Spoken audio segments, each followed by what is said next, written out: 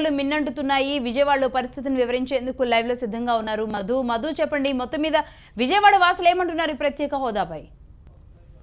మొత్తంగా ఏపీకి ప్రత్యేక హోదా లేదని కేంద్రం కుండబద్దలు కొట్టింది. అదేవిధంగా ప్రత్యేక ప్యాకేజీపై సైతం 1,50,000 కోట్ల వరకు కూడా ఇస్తారు అని చెప్పి నిన్న రాత్రి వరకు కూడా ఊదరగొట్టిన ప్రభుత్వం తర్వాత నిరాశపరిచింది. ఈ నేపథ్యంలో కేంద్ర రాష్ట్ర ప్రభుత్వాలపై నిరసన సెగలు మిన్నంటాయి. రాష్ట్ర వ్యాప్తంగా కూడా అన్ని ప్రాంతాల్లో కూడా రాష్ట్ర కేంద్ర ప్రభుత్వాలకు వ్యతిరేకంగా ధర్నాలకు దిగుతున్న పరిస్థితి కనిపిస్తుంది. ప్రస్తుతం మనం విజయవాడ బందర్ రోడ్ లో ఉన్నాము. ఆల్ ఇండియా రేడియో స్టేషన్ ఎదుట మొత్తం అన్ని పార్టీలు కూడా ధర్నాకి దిగాయి. మొత్తం పెద్ద ఎత్తున అన్ని పార్టీలకు సంబంధించిన కార్యకర్తలంతా కూడా ఇక్కడికి వచ్చిన పరిస్థితి కనిపిస్తుంది. మొత్తంగా ప్రత్యేక హోదా రాష్ట్ర ప్రజల హక్కు, ఇది ఇవ్వకపోతే ఖచ్చితంగా కేంద్ర రాష్ట్ర ప్రభుత్వాలకు బుద్ధి చెప్తామని చెప్పి వారంతా కూడా చెప్తున్న నేపథ్యంలో వీరంతా కూడా సుమారు గంట నుంచి ఇక్కడ ధర్నా చేస్తా ఉన్నారు. ప్రస్తుతం మనం కొంతమంది నేతలతో మాట్లాడే ప్రయత్నం చేద్దాము. అదేవిధంగా అన్ని పార్టీలకు సంబంధించిన నేతలు కూడా వైసీపీ, సిపిఐ, సిపిఎం పార్టీల నుంచి కూడా వచ్చారు. అదేవిధంగా ప్రత్యేక హోదా సాధన సమితి నుంచి కూడా నేతలు వచ్చిన నేపథ్యంలో మనం కొంతమందితో మాట్లాడే ప్రయత్నం చేద్దాం. చలసాని శ్రీనివాస్ గారు, ఆత్మగౌరవంతో మేము సాధించుకుంటాం. చలసాని శ్రీనివాస్ గారు, రాత్రి కేంద్రం చేసిన ప్రకటన ఏ విధంగా చూస్తున్నారు?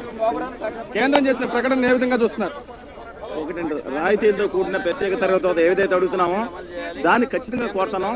ప్రత్యేక ప్యాకేజీ ఇస్తే దానికి వ్యతిరేకం కాదు మేము, కానీ చట్టబద్ధత ఉన్న ప్యాకేజీ కావాలని కోరుతాం. అంత మాత్రాన్ని ప్రత్యేక తరగతి హోదాని మంగళం పలుకుతున్నట్టు కాదు. ప్రధానమంత్రి ఏదైతే పార్లమెంట్ లో చేసిన ప్రకటనకే దిక్కు మొక్కు లేకుండా ఈ సందర్భంలో ఒక ప్రెస్ కాన్ఫరెన్స్ లో ఒక ఆర్థిక శాఖ మంత్రి ప్రకటన చేస్తే చప్పట్లు కొట్టుకోవాలా? మేము కొత్త ప్యాకేజీ వస్తే ఆహ్వానిస్తున్నాం, కానీ మాకు చట్టబద్ధంగా ఏదో ఉందో చట్టబద్ధంగా ఇవ్వాలి. రాయితీలతో కూడిన ప్రత్యేక హోదా అంతకంటే మాకు ముఖ్యం. అది రాష్ట్ర కేంద్రం ఏదైతే ఇప్పటి వరకు చేసిన సాయంపై సంతృప్తిగా ఉన్నామో అదే విధంగా ఇంకా చేయాల్సి ఉందని ముఖ్యమంత్రి చంద్రబాబు నాయుడు గారు నిన్న స్పందన చెప్పారు. దాన్ని ఎలా చూస్తున్నారు సీఎం గారి స్పందన? ఆ రాయితీలతో కూడిన ప్రత్యేక తర్వాత చట్టబద్ధత లేని ఎలా ఆహ్వానిస్తారన్నానండి. చట్టబద్ధత కల్పించమనండి.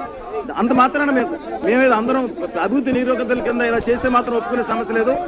మేము ఖచ్చితంగా మాకు రాయితీలతో కూడిన ప్రత్యేక తర్వాత మా హక్కు, ప్రత్యేక ప్యాకేజీ కూడా బిల్లు ఉంది మా హక్కు, కానీ దానికి చట్టబద్ధత కల్పించాలి. గాల్లో మాట్లాడవద్దన్నాం, మీరు కల్పించమనండి, అప్పుడు మాట్లాడండి. అంతే తప్ప ప్రత్యేక తర్వాత వద్దు, దానికంటే మెరుగైన పథకం అంటున్నారు.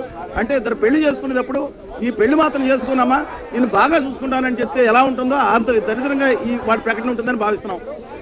సిపిఎం నేత సిఐడి కన్వీనర్ బాబురావు గారు నిన్న కేంద్రం ప్రకటన రాష్ట్ర ప్రభుత్వానికి సంబంధించిన అంటే కేంద్ర మంత్రి సుజనా చౌదరితో కలిసి ఒక ప్రకటన చేసింది కేంద్ర ప్రభుత్వం.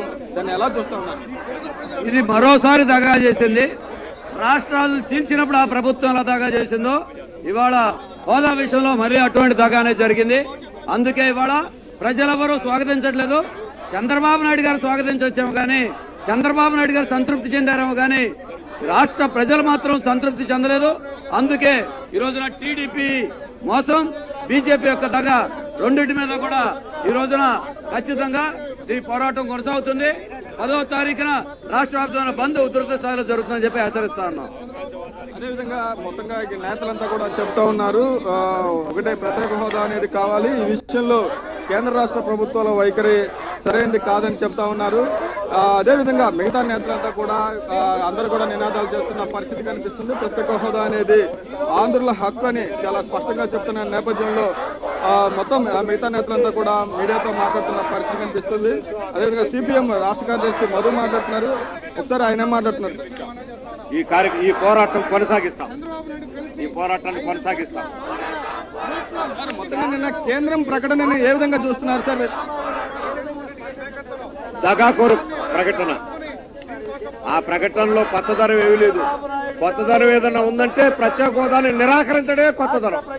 పోలవరం పాతదే, రైల్వే జోన్ పాతదే, కడప ఉక్కు లేదు, గిరిజన యూనివర్సిటీ లేదు, సెంట్రల్ యూనివర్సిటీ లేదు, ఏమీ లేని ప్రకటన అది. అందుకని ఇది మోసపూరితమైన ప్రకటన. ఈ తెలుగుదేశం ఆ మోసపూరితమైన ప్రకటనతో కుమ్మక్కైంది. అందుకని తెలుగుదేశం యొక్క అసలు రంగు బట్టబయలు చేసే కార్యక్రమాన్ని మేము చేపడుతున్నాం. వైసీపీ నేత పార్థసారథి కూడా ఉన్నారు, మాజీ మంత్రి అభిప్రాయాలు మనం తెలుసుకుందాం. పార్థసారథి గారు, కేంద్ర ప్రకటనను ఏ విధంగా చూస్తున్నారు? రాష్ట్ర ప్రభుత్వం అయితే ముఖ్యమంత్రి చంద్రబాబు నాయుడు సాటిస్ఫై అయినట్లు. కేంద్ర ప్రభుత్వం చంద్రబాబు నాయుడు గారు కలిసి 5 కోట్ల తెలుగు ప్రజల నోట్లో మట్టి కొడతా ఉన్నారు. చంద్రబాబు నాయుడు శల్య సారథ్యం వహిస్తూ శకుని పాత్ర పోషిస్తూ రాష్ట్ర విభజన దగ్గర నుంచి ఈ రోజు ప్రత్యేక హోదా వరకు కూడా అదే పాత్ర పోషిస్తా ఉన్నాడు. ఒక పక్క రాష్ట్రాన్ని విభజించేటప్పుడు బేషరతుగా విభజించండి అని చెప్పేసి లెటర్ ఇచ్చి, ఇంకో పక్క ప్రత్యేక సమైక్యాంధ్ర ఉద్యమంలో పాల్గొన్నట్లు నటించిన విషయం గుర్తుంది. ఈ రోజు ప్రత్యేక హోదా అవసరం లేదు, సంజీవని కాదు, ఈశాన్య రాష్ట్రాలు ఏ అభివృద్ధి చెందని నీరుగారుస్తూ ప్రజాగ్రహాన్ని చవిచూసిన తర్వాత, ప్రజల సెంటిమెంట్ ని చవిచూసిన తర్వాత ఈ రోజు ప్రత్యేక హోదా కావాలని చెప్పేసి మాట్లాడుతూ ఉన్నాడు. ఇంకో పక్క మరి కేంద్ర ప్రభుత్వం తేల్చేసిన తర్వాత ప్రత్యేక హోదా ఏమని ప్యాకేజ్ ఇస్తే దాన్ని ఆహ్వానించడం అనేది ఇంతకంటే వంచన లేదు. చంద్రబాబు నాయుడు చేసే వంచన.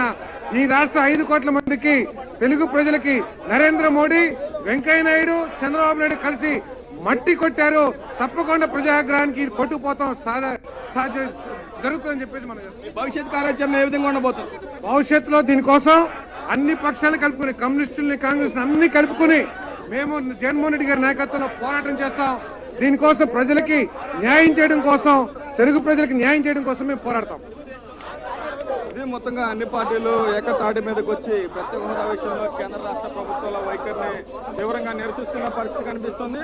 హోదా విషయంలో హోదాని ఇవ్వమని చెప్పేసి ప్యాకేజ్ విషయంలో కూడా నాంచుడు ధోరణి అవలంబిస్తుంది. కాబట్టి రాష్ట్ర ప్రజల నోట్లో మట్టి కొట్టింది. కాబట్టి అన్ని పార్టీలు కలిసి ఏకతాటి మీదకి వచ్చి ప్రత్యేక హోదా సాధనకు నడిపిస్తామని అన్ని పార్టీలు చెబుతున్న పరిస్థితి కనిపిస్తుంది. ఈ ఆందోళనను మరింత ఉధృతం చేస్తామని అన్ని పార్టీల నేతలు చెబుతున్న పరిస్థితి ఇక్కడ కనిపిస్తుంది. ఇది ఇక్కడ పరిస్థితి. Vote studio Lakshmi.